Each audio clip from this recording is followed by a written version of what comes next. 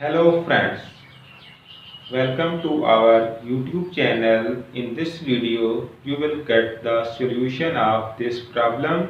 I hope this video is helpful for you to solve this problem. If you are new on our YouTube channel, then please subscribe our YouTube channel to get latest updates related to these tech topics. So let's move to the solution of this question.